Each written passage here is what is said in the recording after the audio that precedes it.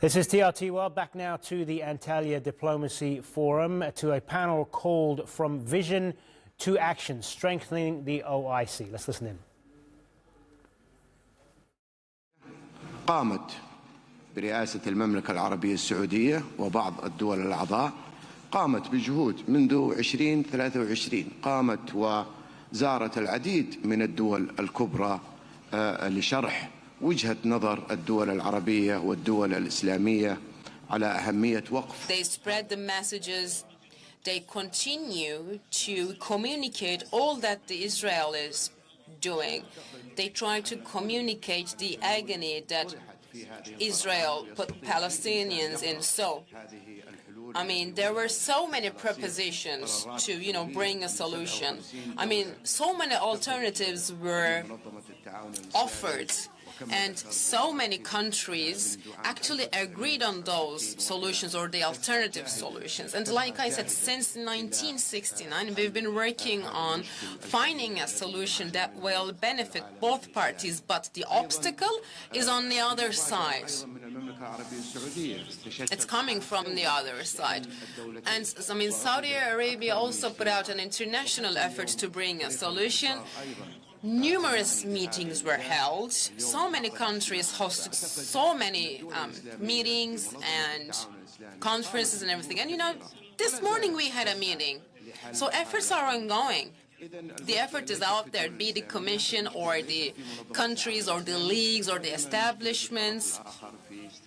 So it's not that there isn't a solution, but it's because it's being blocked and there is no will coming from the other side. I mean, all related countries are assuming huge responsibilities, but still, I mean, there isn't a will coming from the other side. OIC is assuming great responsibilities, and it'll continue to assume, but like I said, the will is missing on the other side. And Arab League, they've assumed great responsibilities. They're working around the clock to find a solution to bring this violence to an end. Because what's going on the region is so inhumane, and it can never be accepted. Thank you very much for your insights, Mr. Dubé. I really appreciate it. Minister Tangara, let me come to you. So as we heard in the discussion from the Assistant Secretary General of the OIC that, yes, there are not one but many blockages when it comes to reaching a permanent solution. As the Gambia, as a country which brought the Myanmar genocide case to the ICJ, as a country which has remained at the forefront of raising the plight of innocent people, what is your proposal when it comes to overcoming these obstacles?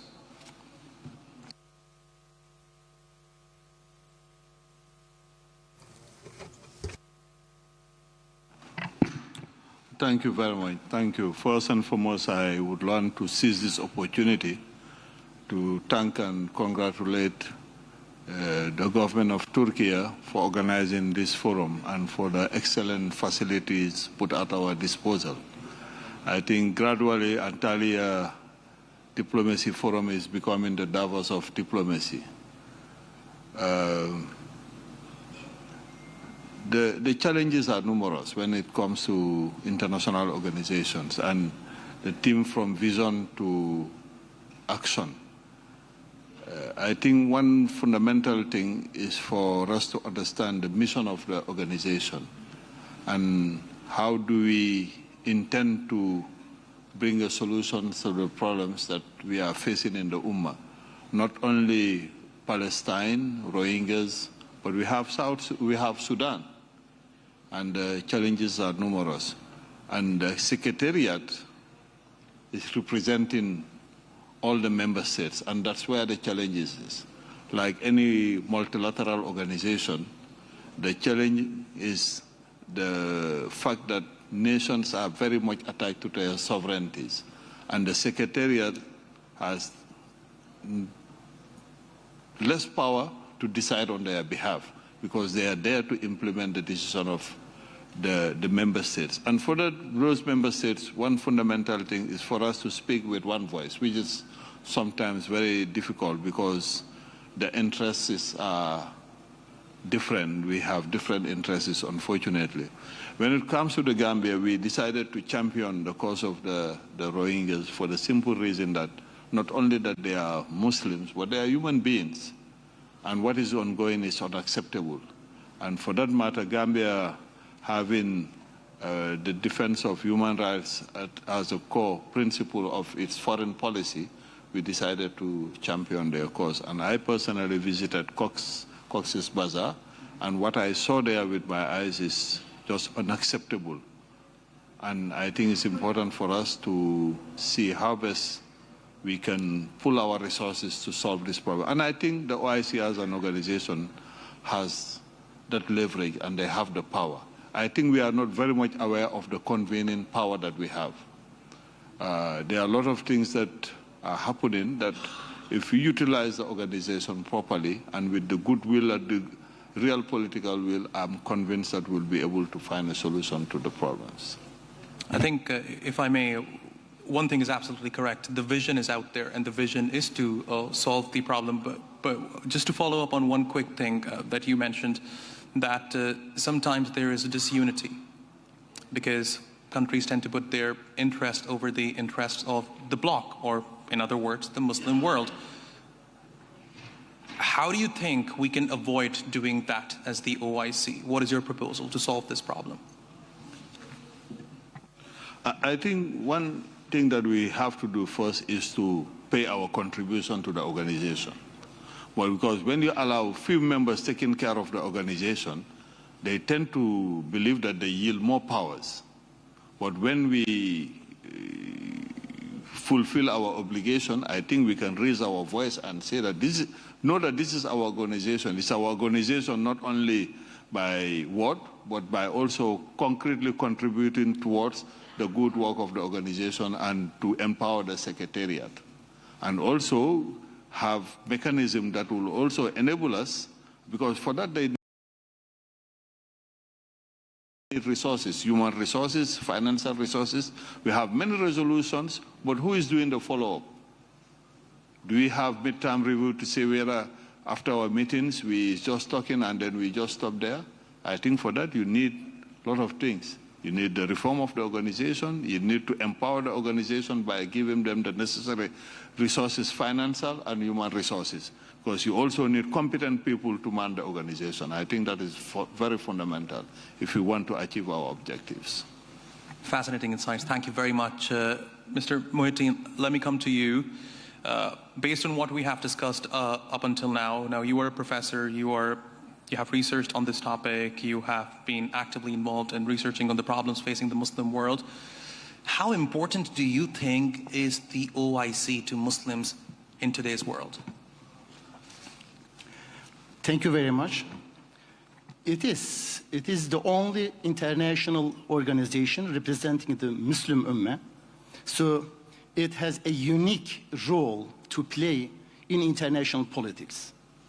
We all know that, as you have just mentioned when you began the session, it was established exclusively for the protection of the rights of the Palestinian people, and especially the liberation of the holy sites in Al-Aqsa and in Al-Quds, in Beit al-Maqdis. But unfortunately, it remained largely a symbolic international organization. Many years ago, when I have written an article about the organization, I call it as the United Nations of Muslim nations, because it has not only one organization, but an umbrella. At the same time, it's an intergovernmental organization and also a non-governmental one, because it brings together not only state representatives, but representatives of business circles, etc., academicians, intellectuals, etc. So when it has a great potential, that is, it is the second largest international organization, only after the United Nations. But when it comes to the effectiveness of the organization, we see that it's unable to play the expected role, unfortunately. There are too many reasons, naturally. one of the most important one is the weak social cohesion of 57 members. Because we have some members which are the poorest in the world.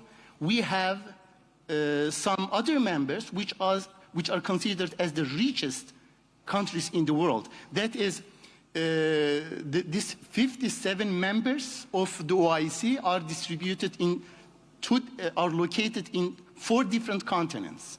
They have different expectations. They have different interdependencies or national interest and security concerns, etc. So geographical distribution, social cohesion of the organization creates a problem, unfortunately. So it's, in one sense, it's one of the most significant obstacles for the organization. Naturally, there must a reformation, that is, a reformation within the organization is a must. You know, there are certain, when it comes to giving some examples, we can advise the member states, for instance, to create an executive organ, which is lacking. You know, the decision-making process must be changed somehow, because it's difficult to reach a consensus.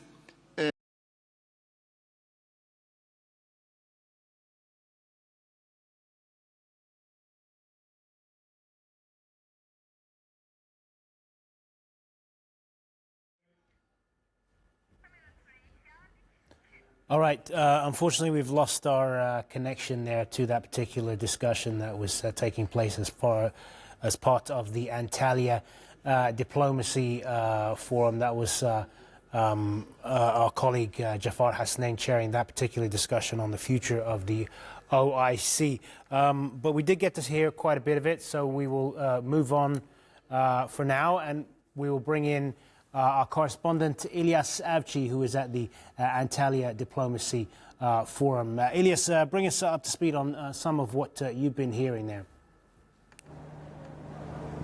Yes, Aaron, the forum is about to wrap up, and the conversations are going to continue tomorrow. We had many panels and leader panels today from Kosovo. President Vjosa Osmani had a special talk of her own, moderated by TRT World diplomatic correspondent Andrew Hopkins, and she talked about Serbia, you know, the relations with Serbia and the problems they're facing.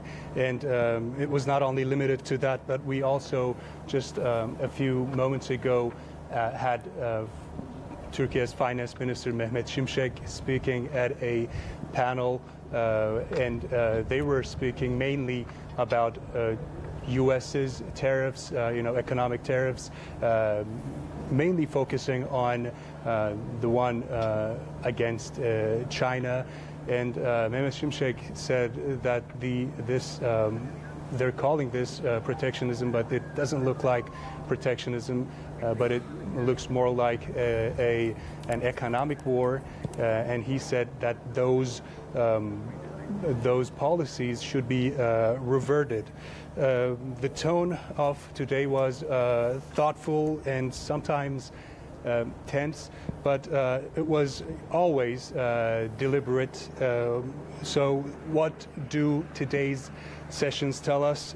This diplomacy in 2025, amid all the ongoing conflicts, economic problems, and the wars that are going on in Ukraine and Gaza mainly, should be addressed not with force, but with thoughtful diplomacy. So, as you said there, Ilyas, today's session's coming to a close. What can we expect? What more can we expect from the forum over the coming days? Over the coming days, it is going to be just like today, but It's not only going to be, heads of states talking, but also many experts, world-renowned in their fields, are also going to contribute. They're going to talk about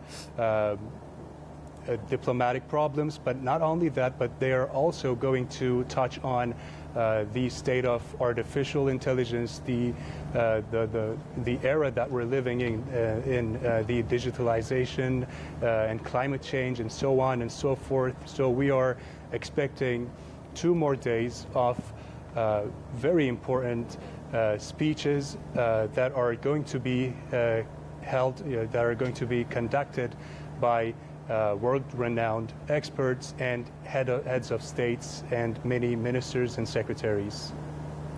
All right, we'll look forward to all of that. Right now, let's go over to our correspondent, Andrew Hopkins, who is at that forum that Ilyas was talking about there earlier at the Antalya Diplomacy Forum. He is moderating a panel called Humanitarian Response to Complex Crises. Let's listen in.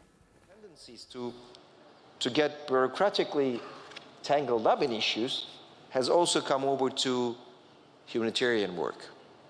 We are getting lost in bureaucracy and the finances that bureaucracy is eating up, and we're not able to give the total financial aid on the ground where it's needed because it's eaten up by the red tape. Just one example, and I'll finish there. During my time as minister, I had the European Union, it's not the aid fund, but support fund. They wanted to build a technical school room in my hometown in Samsun in Türkiye. I said, fine, I mean, if it's a very noble cause, helping students to learn better in a technical environment. The figures were about 150,000 euros for one sort of laboratory with computers and things like that. In the end, we had to, as the ministry, help the school to actually reach the numbers that they wanted to reach, because about 50% of that aid which came from the European Union was eaten up by the bureaucratic frameworks and work that had to be done. So only around 75,000 euros reached actually the school. So this is another aspect that we have to reconsider, how we apply this aid that we are producing. But I think the main question is, shouldn't we work towards a world where we don't have to find aid for human-produced crises, but only try to find aid which are naturally, unfortunately, caused, where we have to help the human beings. Thank you very much. I'm a bit conscious of time. We've been asked to finish a little bit earlier, and also we started a little bit late because of the previous session. But I wanted to give everybody another sort of chance to address a couple of issues, really, which you've already touched on there, is how this delivery of aid can be improved in the future, particularly as one of the issues with stopping it being delivered properly is conflict, and conflict has been around since man has been alive, basically, and we've never solved that. So how do you get around this situation? And also the other issue about neutrality, about how aid can be delivered in a kind of neutral way, which may be of particular interest to the two panelists at the end there, particularly the International Federation, the Red Cross, Red Crescent is well known for this neutral stance, but may still get criticism on this score. And also the United Nations Relief and Work Agency there has been made a banned organization by Israel. Israel says it's biased. So I wonder if maybe we could start with Tamara at the end and come this way, and you can reply to those issues as you see fit, just with a couple of minutes for each, please. Thanks for bringing this up. So UNRWA is a UN agency, and by nature, it abides by the regulatory framework and the principles of the UN, namely humanity, neutrality, impartiality, etc. And that's something we do not compromise on. Having said that, there has been a pretty consistent disinformation campaign against UNRWA for a few years. by the government of Israel and by extension by lobby groups that support the claims of the government of Israel that UNRWA is not a neutral agency. And this allegation came to a head after the 7th of October attacks, when suddenly there were allegations by the government of Israel that some of the UNRWA staff had been implicated in the attacks. We took it extremely seriously. The UN Secretary General opened an investigation on UNRWA, but we also reminded the government of Israel, which is our counterpart, because our headquarters used to be in East Jerusalem, because there are now Israeli laws that ban the work of UNRWA there, that every year we do share the list of all our staff with the government every year in order to be transparent, and if there are any concerns, then we expect the government, the host, the government, to share them with us, and we had never received any complaints before that. Now, what we have noticed during the 18 months conflict in Gaza is that that campaign has really intensified. It has intensified so much as to see billboards on 2nd Avenue in New York, 1st and 2nd Avenues in New York near the UN, and in several of our donor capitals paid for by the government of Israel, equating UNRWA to a terrorist organization. This for us is misinformation, disinformation, and mostly it is extremely disingenuous vis-a-vis an agency that has been there for 75 years, is the largest, runs 700 schools for 500,000 children in the region, and it's an organization that will be part of a political solution. Because once there's a political solution, you spoke about it, Mr. Advisor spoke about youth. All these young people that have gone through the excellent education of UNRWA are the future leaders of Palestine. They are the future intellectual, commercial, economic elite of Palestine. The impeccable health system that UNRWA sets, 100% vaccination rate, etc. This is a population that will be part of, is part now of the Palestinian population, but once there's a political solution, UNRWA will hand over an entire community of Palestine refugees that has received excellent standards. And in order to do that, we have been demonstrating over and over again that we are a principled UN agency. Jagan, how about you now? No, thank you so much. Maybe let me start from the comment from the advisor talking about the humanitarian response and having to actually address the root causes. And I fully agree with you. I think somehow in last number of years, because the political system of finding solutions hasn't been functioning very well. If we look at the crisis of the world now, we start from Afghanistan. Now, the assumption is Afghanistan situation is over. It's not. In multiple crises that we have seen in the world, the political system hasn't been able to find the political solutions. That means the root causes are not being addressed. Because of that, somehow the responsibility has been increasingly shifted to the humanitarian actors, whose mandate is not to find the political solution. The humanitarian intervention is always about alleviating the human suffering and frankly buying time so that the political solution can be found. So sometimes you hear the criticism of the humanitarian actors saying that, they haven't done their job, because it's not their job to find the political solutions. So I think that's where we need to put a huge emphasis around finding a political solution. And that's where I think the topic of this forum becomes very important, the diplomacy. And as we have seen lately, that somehow the diplomacy has become a dirty word. Talking to the people you disagree with has become a dirty word. Somehow now that we want to have a negotiation with people we already agree with. We don't want to discuss with the people we don't agree with. So when you don't talk to the people you don't agree with, there is no political solution. So that's why I think this forum becomes so important, and it's the first time I'm joining here, because I think somehow the diplomacy needs to be promoted. And for us internally, and the humanitarian sector, the humanitarian diplomacy becomes extremely important. And maybe, Tamara, I think in the Red Cross Red Crescent movement, we have a slightly opposite problem of you. And I see my colleague Pierre Criumble here, Director General of ICRC, in the audience. I think we get criticized for being neutral. Sometimes we get criticized for not taking sides. And for us, I think extremely important is the history of the Red Cross Red Crescent movement and the unique role different components of the movement play. I think extremely important that we uphold those principles. However difficult it is, however much we are criticized, because these are critical to maintain the access to some of the difficult area, to do some of the sensitive work like my colleagues do from the ICSC, visiting the prisons, helping to transfer the hostages. These are very complex operations. And for that, the upholding the principles is extremely important. And we are quite strong on this, despite some of the criticism we receive.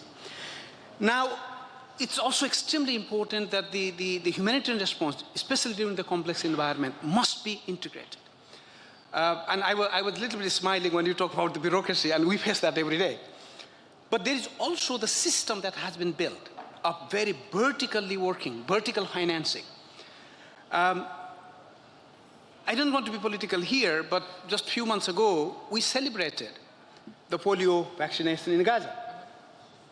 And we supported, our member, Palestine Red Crescent, was actively involved in that process. But some of the story I heard was breaking my heart. If a mother is bringing a sick child, a malnourished child, for a polio drop, so the child gets the polio drop, but no support on malnutrition. Because the funding is so vertical, the funding is provided for polio drops. And that volunteer at the staff is paid to provide the polio drop. And the mother's question was, so you think that my child should not die of polio, but it's okay to die from malnutrition? Of course, this is a very strong example, but we see the bureaucracy that have been built, which doesn't allow the humanitarian funding to be used in a much more flexible way by the humanitarian actors who are working on the ground, who know the reality. That's been a huge challenge. So because the issues are integrated, so the response have to be integrated. For example, I mean, maybe I will a little bit build on what you said. When you say natural disaster, now the natural disasters are no longer natural in many sense. Because when there is an earthquake, and if the construction haven't been done meeting the earthquake standards, that's the human contribution to making the impact of earthquake much worse. The similar thing with how we are using our natural resources that creates the drought or the floods.